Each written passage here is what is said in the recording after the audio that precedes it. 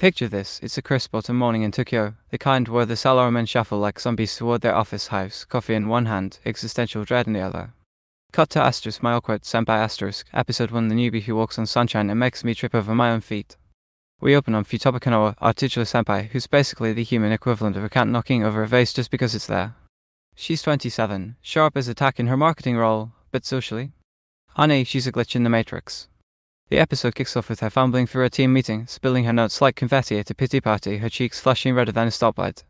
Enter Kengawa Yuta, the fresh-faced kuhai straight out of college, all wide-eyed innocence and buttoned-up polos. He's got that nerdy charm thin glasses that fog up when he's excited about spreadsheets and from the jump Futaba's brain short circuits. One accidental shoulder brush in the elevator and bam, internal monologue explosion. Why does he smell like fresh rain and bad decisions? Abort. The plot unravels like a rom-com reel on fast forward. Futaba's tasked with onboarding Yuto, which means awkward icebreakers hobbies. Mind, staring at walls, a disastrous lunch where she chokes on her rice bowl mid-sentence, and a late-night project deadline that has them huddled over laptops, her heart pounding louder than the AC unit. Big moments? Oh, the elevator scene is gold, trapped for 30 seconds of pure panic. Futaba blurts out a welcome to the team that's equal parts motivational speech and verbal diarrhea. Then there's the accidental handhold while passive files, where time freezes and the BGM swells with the classic shoujo sparkle.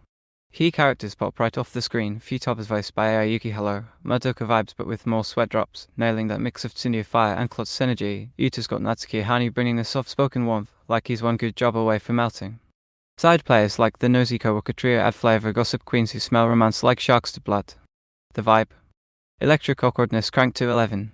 It's like if the office crashed a cherry blossom viewing party, hilarious cringe that hits too close to home, wrapped in fluffy heart flutters. You feel Futaba's butterflies like they're dive bombing your own stomach. Relatable AF for anyone who's ever turned a hello into a hostage situation. Now, slam cut Ganglion episode 1 henchman handbook, rule #1, don't spill the coffee on the doomsday device. We're zipping back to ominous 2000s Tokyo, flip phones beeping like angry cicadas, and the air thick with it will paranoia. Our hero is Kenji Isobe, Aka Balfigure, a mid-level Senpai Ganglion company, limited. The evil corp that's less world domination and more quarterly reports on world domination. Voiced by the gravelly charm of Yuji Yuda, Isobe's your classic salaryman supervillain, tie askew, suit rumpled, superpowers limited to punch good and endure endless meetings. The app drops us into his grind, clocking in at the underground left-in cubicles with lava lamps, dodging his micromanaging boss Mr. Leviathan, a slimy tentacle type who's all bark, no bite, and prepping for a routine heist on a rival hero agency's coffee run. Wait, coffee run? Yeah, because even evil needs lattes. Plot-wise, it's a bite-sized spoof that packs a punch. Isobe's day starts with a performance review where his evil laugh gets critiqued too giggly, Balfigure channel more Darth Vader, escalates to a botched stick-up where he trips over his own cape, and climaxes in a rooftop brawl that's half action, half HR violation. Big moments include the team-building exercise gone wrong, a trust fall into a vat of experimental goo that turns his dissentient, and a quiet beat where Isobe stares at his flip phone, wondering if henching is worth the dental plan. Key characters shine, Isobe's deadpan delivery steals scenes, his sidekick, the perky intern Gorgon voiced by Ri Takahashi, old bubbly menace, keeps things lively with her Medusa glare that's more puppy-eyes than petrify, and the boss's endless emails ping like doom-scrolling notifications. Vibe here? Pure satirical sparkle *, the boys * meets * Dilbert * in a kaiji costume. It's chaotic, chuckle out loud funny, with that nostalgic 2000s filter making the absurdity pop. You root for Isobe not because he's evil, but because we've all been him, punching clocks or heroes just to pay the rent. You, back to the cafe past the matcha latte, because these openers have me buzzing like MA9 plot twists. Let's talk visuals, because if rom-coms and villain spoofs aren't serving looks, what's the point? Starting with My Awkward Senpai the art style is a love letter to slice of life sweetness, courtesy of Studio L's crisp, vibrant palette. The character designs. Death's kiss. Futaba's got those exaggerated blush animations, pink waves rippling across her face like a heat mirage that make every flop feel like a fireworks show.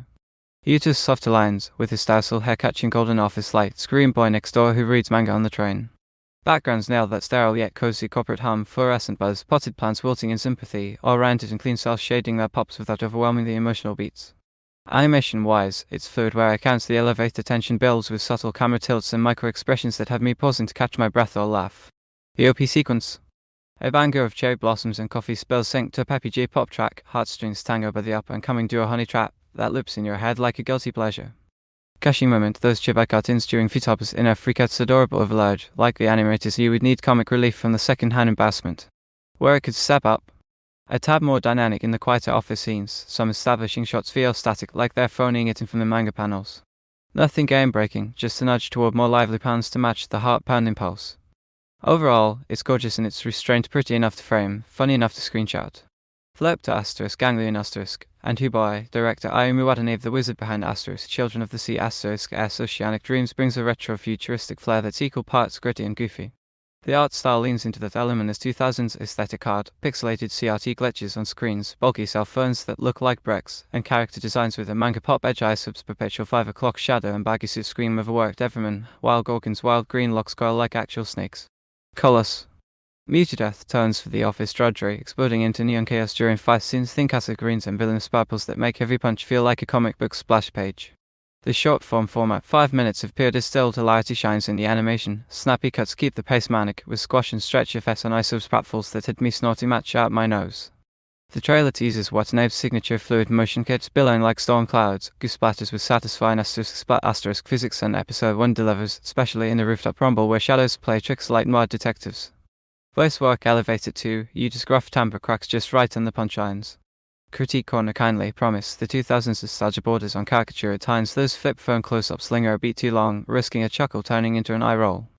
And while the backgrounds evoke CD Tokyo Alice beautifully, a smidge more detail in the Lai's evil tech could amp the emotion without bloating the runtime. Still, it's a visual riot, punchy, playful, and perfectly pitched for binge snacking. Both flex their styles like pros at the con awkward senpai cozy and confessional, ganglion chaotic and cheeky. If trailers are any tease, the full seasons are gonna be feast for the eyes.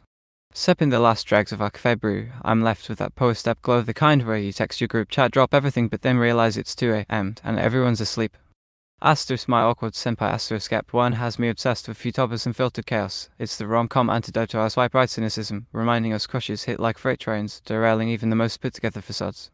Yuta's quiet kindness. Swoon fuel. I'm crossing fingers for deeper dives into Futaba's backstory, why she's such a lovable disaster. And maybe some rival suitors to spice the office intrigue. If it keeps this balance of laughs and longing, it'll be my comfort watch till spring. Ganglion meanwhile, snapped my soul with its underdog evil Isobe's deadpan grind is the workplace satire we deserve in 2025, skewering bosses and burnout with superpowered flair. That tension tie gag? Iconic. Obsessed with the ensemble already, Gorgon's got sidekick of the year potential. Oops. Lean harder into the era-specific gags, more Tamagotchi torches, please, and maybe a hero arc that flips the script without going soft. Short-form gold like this could spawn a cult following faster than a viral meme. Together? These openers are the dynamic duo we didn't know we needed, one for the butterflies, one for the belly laughs. Their proof anime still got that magic fresh, funny, and fiercely human or henchman. Can't wait to reconvene next week. What's your poison? More awkward dates or villainous vending machine woes? Your move, fellow nerd.